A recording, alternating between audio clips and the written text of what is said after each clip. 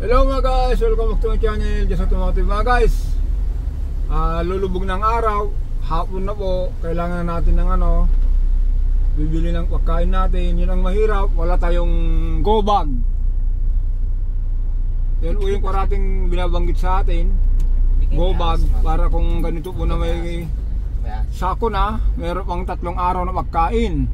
Hindi naman natin kasi bahay. Kaya aral sa atin ito mga guys. Kaya yan, i-try natin pumunta 7-Eleven. Sana sa 7-Eleven meron pa tayong makuha din ng pagkain. Para pang ano lang mga guys, pang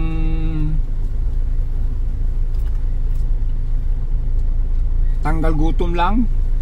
Pang okay ano lang mga guys, pwede na kape. Saka tinapay. Hindi naman tayo abot na rito ng 1 linggo.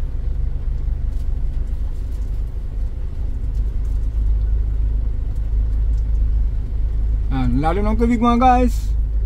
Punta tayo dito sa sa 7-Eleven. Kaya lang wait lang tayo dito sa parata tayo lang saglit.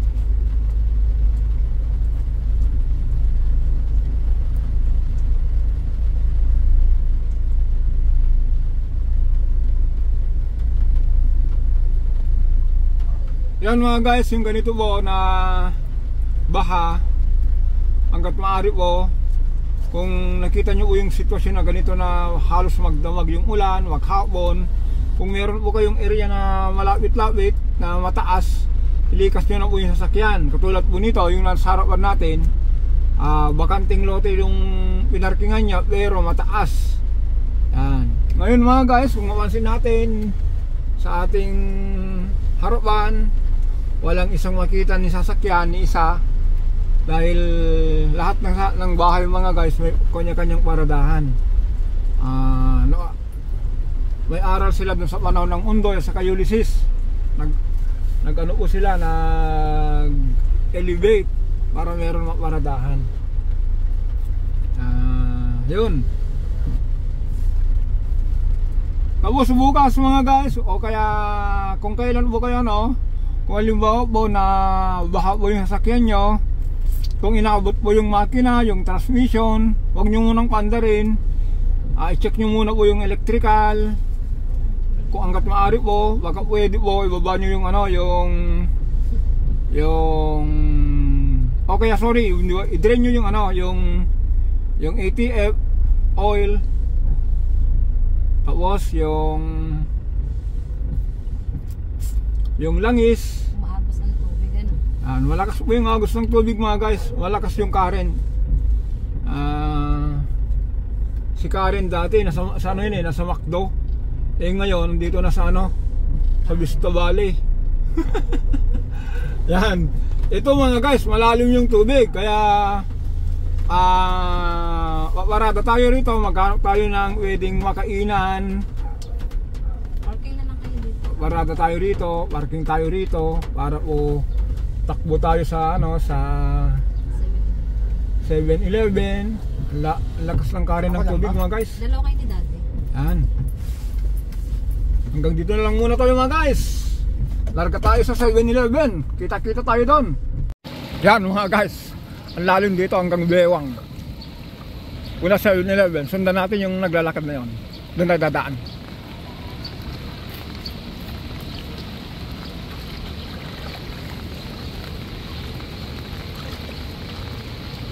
Yun. Igawang mo lang yun dyan yung paa mo. Para lang mo yan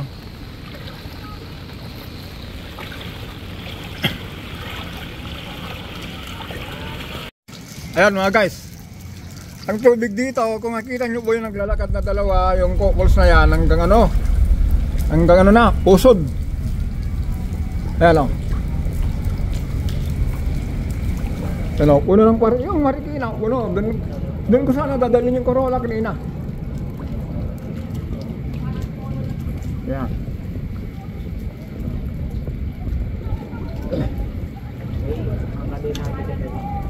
Hindi, igawang mo lang paa mo.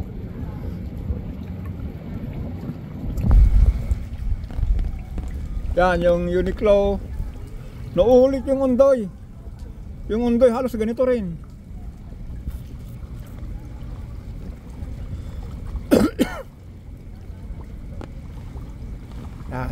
Mamaya palitan naman tayo. Yan.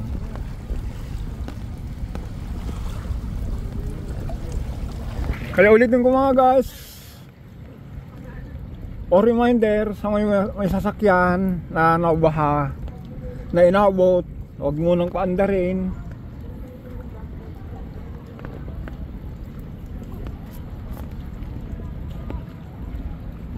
Yan. Sana dito sa 7-Eleven merong bukas para makabili ka ng pagkain natin. Ayun o, lalim o. Hanggang ano, bewang.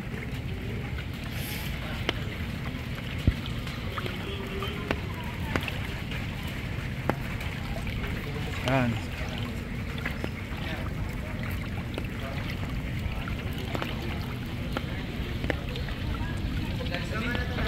Ha? Broadway hanggang Broadway ako. Mas malalim doon. Ay, di ba yun yung may pababa? Oo.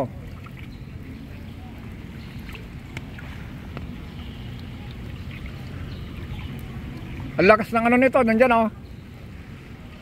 Langis lang ito oh. Yung kumukulo na yan. Ano yan? Nanggagaling sana yan. Sa ito. Palabas ng tubig. Burnal. Ayan, malapit na sa 7-Eleven. Sana bukas.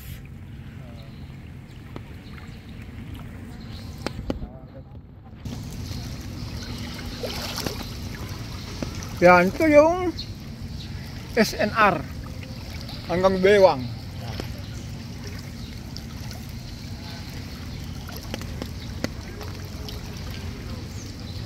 7-Eleven tayo mga guys. Ayan mga guys, dito tayo 7-Eleven. Mamaya yung binili natin, doon na lang tayo sa bahay. Kasi bawal, uwi na tayo. Lalim ng tubig oh.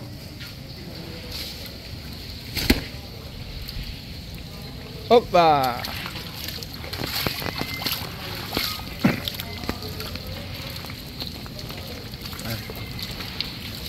Halo ng tubig mga guys. Hapon na, kaya nga sabi ko mga guys, aral sa atin to na kung meron tayong ano pagkakataon, gagawa tayo ng go bag. Alam niyo yung go bag mga guys, yan po yung ano, yung ginagamit para sa mga ganitong problema, ganitong sako na, yung pang 3 araw. Dilata, yung hindi na kailangan lutuin pa. Yan. Kwentuhan na lang tayo mamaya. I-video na lang natin ito mamaya kung anong laman yan. Nakaano tayo. Kung tutusin mga guys, ano lang naman tayo. Pagkano lang naman yung naipalengke na anong bili natin dito. Hindi naman umabot ng 1,000. 900, kano yan dyan? 900? 940 kasi bumili ito ba? Yan, 940. Kaya mga guys, kung may go bag tayo, maiwasan natin yung ganito. Okay, doon na lang tayo sa bahay mga. Ayong bata oh.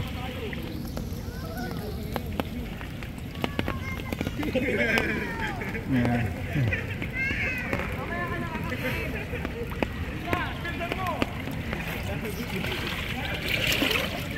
Kawawa yung bata, natatakot na nga eh, sinisigawan pa. Ayun oh. Tatakot na nga yung bata, sisigawan pa.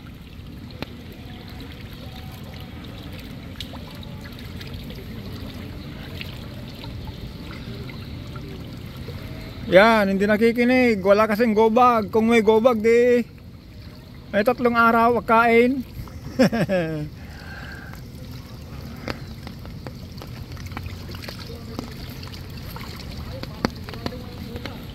Ayan. Ingat-ingat lang pala mga guys. Halimbawa ano, kung andito tayo na naglalakad, dapat po yung paa natin igawang lang, huwag yung diretsong ano, yung pagawang ba, para alam natin na may butas. O kaya hanggat maaari po sa gitna ng kalsada. Eh dito tayo kasi ano, medyo kabisado natin yung kalsada rito. Nandito sa Marikina tayo. Araw-araw na dadaanan natin, alam natin yung mga butas.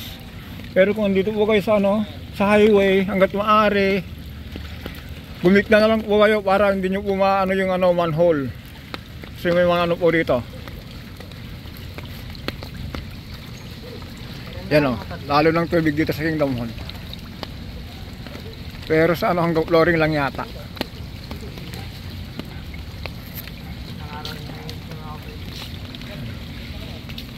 Ito yung Marikina Valley Hospital.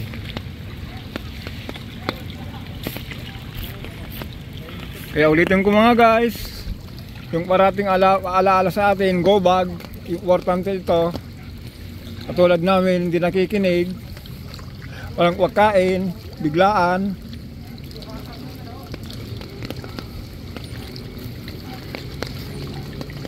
Umaasa na lang sa laman ng rep.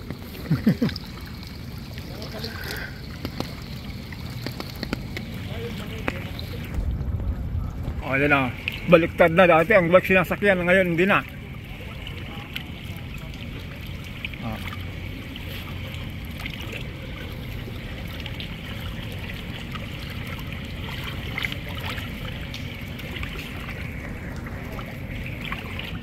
Ayan, malapit tayo doon sa ating amphibian. Buti na lang mga guys, yung karentang tubig hindi kalakasan, hindi katulad yung undoy. Yung undoy po kasi, yung current po, ito kasi pasalubong sa atin. Pero nung undoy, pasang ayon, kung saan po yung natin, yung way natin, halimbawa papunta tayo doon, yun, ito po, pasalungat. Pero sana tigil na yung ulan kasi yung itsura po nito kung tuloy-tuloy pa. Manong malabang dyan kanal. Manipurnal dyan.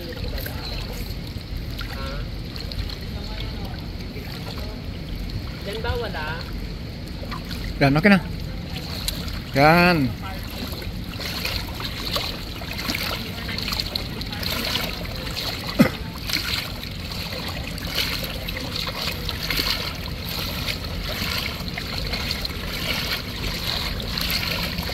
Yan mga guys, ang lalim ng tubig. Ulitin ko mga guys, aral sa akin to. Kasi ako naman po ang nakaano nito. Sabi ko kanina sa atin, pero sa akin na lang. Kasi yung paalaala sa atin na go bag na kailangan po nyan.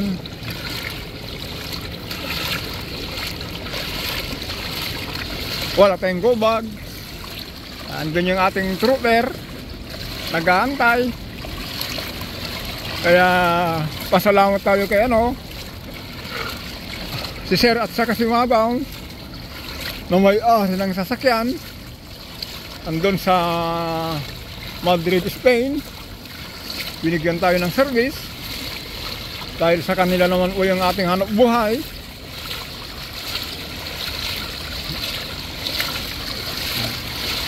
Tapos yung tinitiran natin dito mga guys,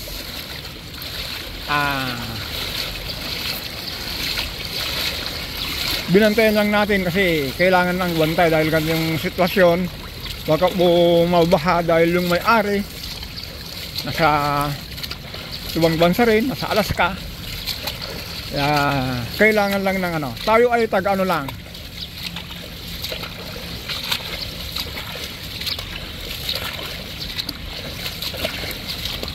Lakas ng karin ng tubig oh, grabe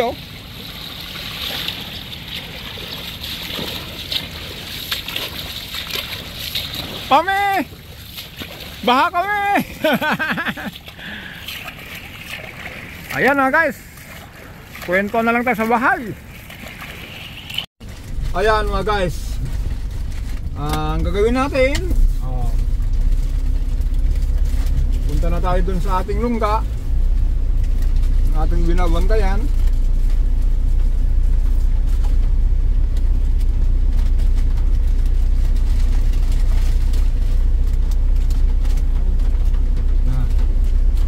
natin yung loob natin mga guys. Tignan natin yung small body natin, yung maliit.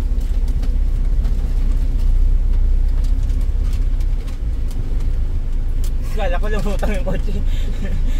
Bakit? Huwag na? Ay, Dito lang tayo. Malalim tubig oh. Pasalungat.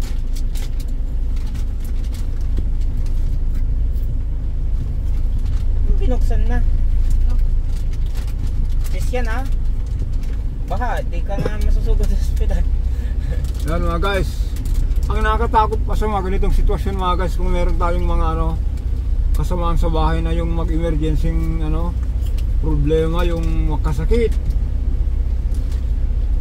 Kung wala na tayong lalim ng tubig.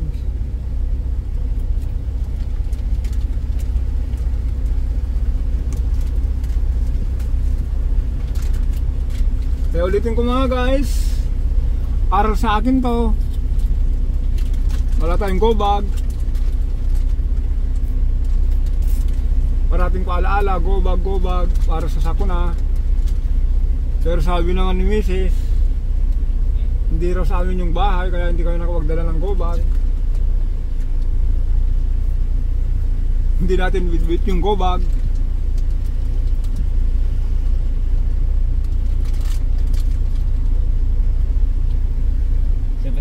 Grabe. Wala, hindi na madaming tao. Wala nang cup noodles. Meron pa cup noodles pero pili. Parang pili na lang. Yung yung gardenia, na. As in, 'di ba madaming gardenia doon? Wala kahit isa. Bali, sawa naman na. Pero mga guys, kagandahan yung bahan natin, malinaw. Kasi ang linaw ng tubig ng Boracay. Hindi siya gold. Hindi siya kulay brown, kundi malinaw kita mo yung guhit ng kalsada. Kawawa yung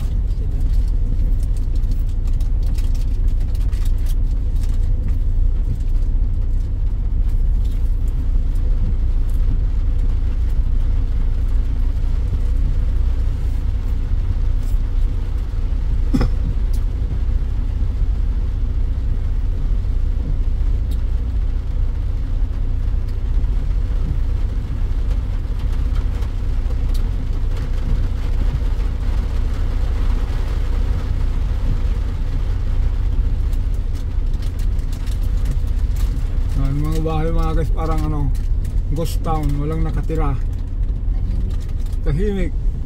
Pero wala naman ghost. Ano ba yung ghost? Pag hindi na ako sa mga plastic na mga guys, yung mga pananalita kasi ng mga iba, kung walang nakatira, sabihin nila ghost town.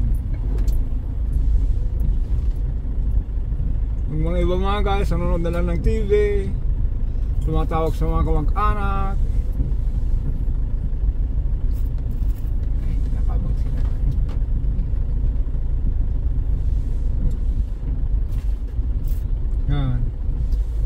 Dito tayo sa ating lungga.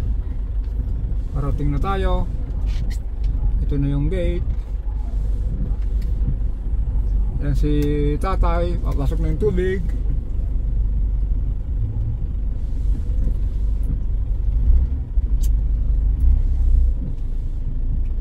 Galing ni daddy ko yun ah.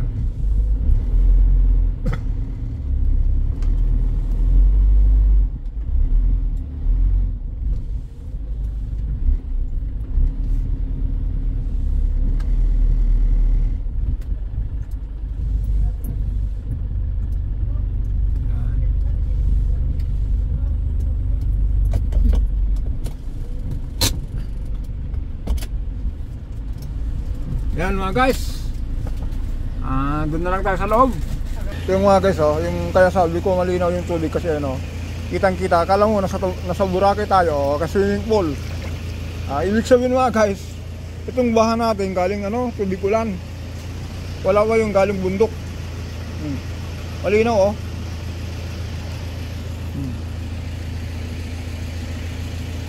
Yan mga guys, ito lang yung natin, pang lang, kape, monde, ito, noodles.